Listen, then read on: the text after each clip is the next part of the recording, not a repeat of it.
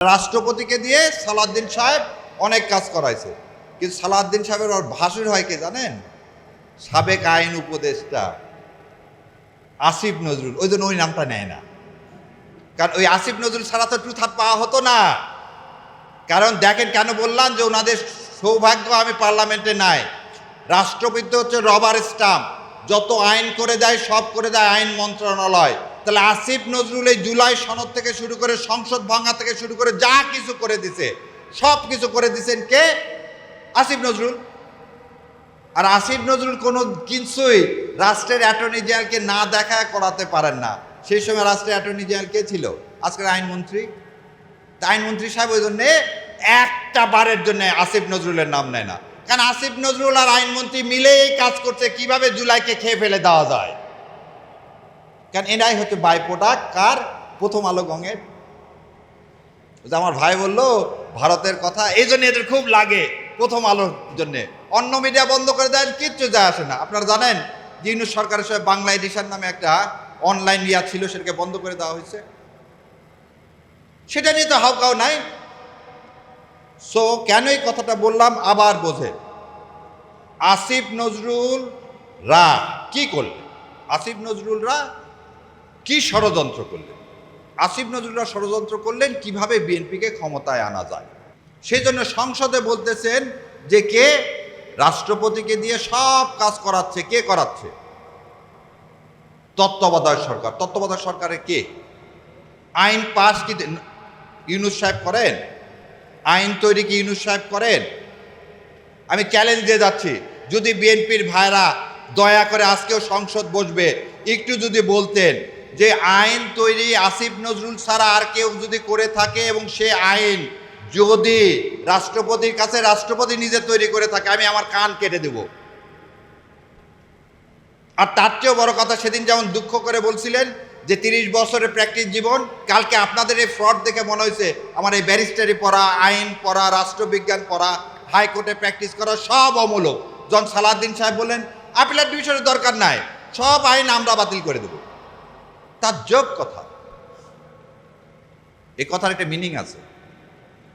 আপনি তো দস্তখত করে এসছেন না, আজ পর্যন্ত কি বলছেন যে কার ইশারায় আমি দেশে আসলাম, কে আমাকে আসতে দেয়নি বলতে পারছেন? সে সৎসাহস তো আপনার নাই, কারণ আপনি দস্তখত করে আসছেন। কি দস্তখত করে আসছেন? জুলাই সনদ বাস্তবায়ন হতে দিব না। জুলাই সনদ বাস্তবায়ন হতে দিব না। জুলাই সনদের মধ্যে যা যা আছে একটাও বাস্তবায়ন হবে না। কালকে ওনারা যখন বললেন 96টা কি বাস্তবায়ন হবে, আপনাকে একটা কথা বলি, আপনার সামনে সব খাবারের প্লেট রেখে দেওয়া হলো, আপনার মুখ আটকায় রেখে দেওয়া হলো, মুখে কাপড় দিয়ে পেঁচিয়ে আটকায় রাখা দেওয়া হলো, সামনে পোলাও, কোরমা, রোজ সব কিছু থাকলো। আপনি খেতে পারবেন? ভাই একটু শোনেন, খেতে পারবেন? আজকে এই জুলাই সনদের অবস্থা হচ্ছে তাই। এবার আমি আপনাদেরকে একটা একটা করে কথা, কোন সংবিধানের কোন ধারার আন্দোলনে এই গণ আন্দোলন হলো? কেউ কি বলতে পারবেন সংবিধানের কোন ধারার আন্ডারে এই গণ আন্দোলন হলো?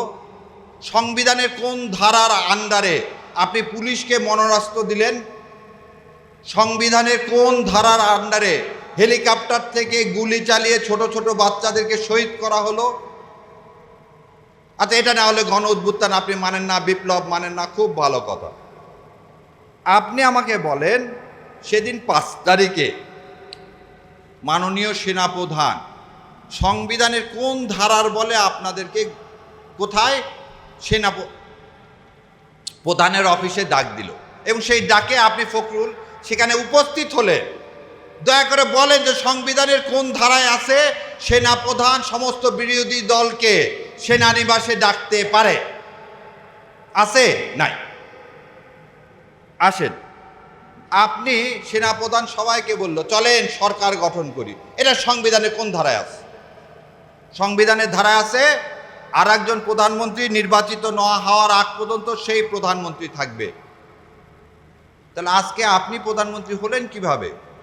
তাহলে 29 সালের আগে তো নির্বাচন হওয়ার কোনো বিধান এই সংবিধানে নাই, তাহলে আপনি হলেন কিভাবে? এবার আরো একটা জিনিস বলি, আপনারা রাষ্ট্রপতির কাছে গেলেন, রাষ্ট্রপতির কাছে গিয়ে আপনারা তার সাথে আলোচনা করে কি করলেন, সংসদ ভেঙে দিলেন। সংসদ ভেঙে দেওয়ার জন্য এই সংবিধানে আছে প্রধানমন্ত্রীর সাথে আলোচনা ক্রমে তার অনুমতি ক্রমে সংসদ ভেঙে দিতে হবে। সেদিন আপনি প্রধানমন্ত্রী পাইলেন কোথায়? সেদিন আপনি প্রধানমন্ত্রী পাইলেন কোথায়? প্রধানমন্ত্রী তো পালায় গেছে। তাহলে কার অনুরোধে আপনি সংসদ ভেঙে দিলেন? তাহলে এই ভেঙে দেওয়াটাও সংবিধানে নাই। তাহলে আজকে যদি কেউ চ্যালেঞ্জ করে যে আপনাকে রাষ্ট্রপতিকে এই ক্ষমতা কে দিল, রাষ্ট্রপতিকে এই ক্ষমতা কে দিল? কারণ সালাউদ্দিন সাহেব আবার বলতেছে রাষ্ট্রপতিকে দিয়ে ইউনূস সাহেব জোর করে অনেক কাজ করাইছে। জুলাই সনদের অবস্থা হচ্ছে তাই। গুম কবির দেখেন, আমি নিয়ে আসছি গতকালকে, এখানে একটা বই ছিল, এটা হচ্ছে সংসদ থেকে রিপোর্ট দিছে। এই রিপোর্টে দেখেন, আমি ওই যে সবাই বলে আমি খালি বই নিয়ে যাই, কারণ ওনারা যা তো দাঁড়ায় বলে যাচ্ছে, যা ইচ্ছা বলে যাচ্ছে, আমরা একটু দেখায় বলি। 3টা অধ্যাদেশ তারা বাতিল করে ফেলছে অলরেডি সংসদে না তুলে। কি কি অধ্যাদেশ? সচিবালয়, জাতীয় সংসদ সচিবালয়ে সুপ্রিম কোর্ট বিচারক নিয়োগ, সুপ্রিম কোর্ট সচিবালয় অধ্যাদেশ, সুপ্রিম কোর্ট সচিবালয় সংশোধন অধ্যাদেশ, এই 3টা বাতিল করে ফেলছে। দেখেন এবারে আসেন কি করছে, বাকি 16টা সংসদে এখনই বিল আকারে উত্থাপন করা হবে না। তুমি বলতেছো সংবিধান মানো, সংবিধানে বলা আছে, কি বলা আছে, যে 30 দিনের মধ্যে, প্রথম সেশন থেকে 30 দিনের মধ্যে এই সমস্ত অধ্যাদেশকে আইনে পরিণত করতে হবে, না হলে সে আইনগুলো, অধ্যাদেশগুলো মৃত্যুবরণ করবে। তো তুমি এই 16টা অধ্যাদেশটা প্লেস না করলে এই 16টা অধ্যাদেশ কি হয়ে যাবে, মৃত্যুবরণ করবে। এখন দেখেন 16টা অধ্যাদেশে কি কি আছে। মানবাধিকার কমিশন, এই যে আমি বক্তব্য দিচ্ছি, এটা এই যে 12 তারিখের পর আর বক্তব্য দিতে পারবো না, তখন বলবে কি এই রাষ্ট্রের কি করতেছে, নিরাপত্তা বিঘ্নিত করতেছে। সুন্দর আমাকে ওই যে ভাই যেখান থেকে বের হয়ে আসছে ওখানে আমাকে ঢুকায় দিবে। সেই জন্য মানবাধিকার কমিশন কোনোভাবে বাস্তবায়ন করা যাবে না। মানবাধিকার কমিশন বাস্তবায়ন করবেন না কেন, তার পক্ষে কি একটা কথা বলছেন? না। তারপর কি আছে দেখেন, তারপরে আছে হচ্ছে কি ব্যাংকের সংস্কার। আজকে বোধহয় কেউ আমার দেশ দেখলে দেখতে পারতেন 17টা ব্যাংকে কোনো টাকা নাই। আর আপনি বাংলাদেশ ব্যাংকের গভর্নর নিয়োগ করলেন কাকে? যে নিজে ঋণ খেলাপি, যে টাকা দেয়নি, যে টাকা দেয় না, তার টাকা দেওয়ার অভ্যাস আছে? যার কাছ থেকে রাষ্ট্র এতদিনে টাকা উদ্ধার করতে পারেনি তাকে আপনি বাংলাদেশ ব্যাংকে বসাইছেন, তার প্রথম কাজ কি হবে?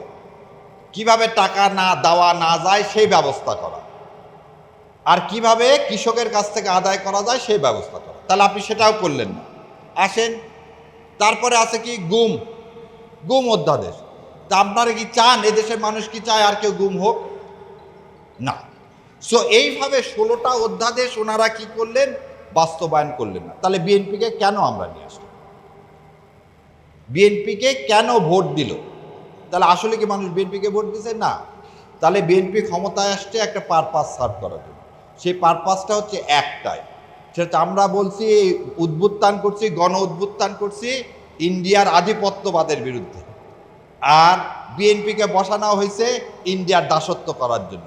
সো ইনশাল্লাহ যতক্ষণ এই দেহে প্রাণ আছে এই দাসত্ব মেনে নিব না, নিতে দিব না। এবং 12 তারিখে যদি ভালোই এই গণ উদ্বুত্থানের এই যে সনদ, জাতীয় সনদ যদি বাস্তবায়ন না করেন তাহলে কিন্তু করুণ পরিণতি অপেক্ষা করতেছে। যেভাবে হাসিনার করছে, হাসিনার তো তাও দিল্লি ছিল, আপনার কিন্তু দিল্লি নাই, আপনাকে লন্ডন ফেরত যেতে হবে। আর লন্ডন এখন ফেরত দিবে কিনা তাও জানি না, কারণ আপনি তো চলে আসছে, যাওয়ার পথ থাকবে না। তো বাংলাদেশে থাকেন, ভালোভাবে থাকেন। মা যে স্যাক্রিফাইস করে এই দেশের মানুষের জন্য, আপনার জীবন বাঁচানোর জন্য, সেদিন 2008 সালের সেই কারচুপি নির্বাচনকে মেনে নিছে, সেই কথাটাকে স্মরণ করে দয়া করে এই প্রশাসক যেগুলো নিয়োগ দিচ্ছেন, দলীয়করণ করছেন, এগুলো করা থেকে বন্ধ রাখেন। দেশের মানুষের মনোভাব বোঝে। আর তেল নাই, কৃষকের সার নাই। আপনারা জানেন কি না জানি না, আজকে আশুগঞ্জ ফার্টিলাইজার বন্ধ হয়ে গেছে গ্যাসের অভাবে। সামনে ইরি মৌসুম, এদিকে চিন্তা করেন। চায়না থেকে কিভাবে সার আনা যায় সে ব্যবস্থা করেন, তেল কোথায় থেকে আনা যায় সে ব্যবস্থা করেন, আর সংসদের দ্বারা মিথ্যা প্রলাপন বন্ধ করেন।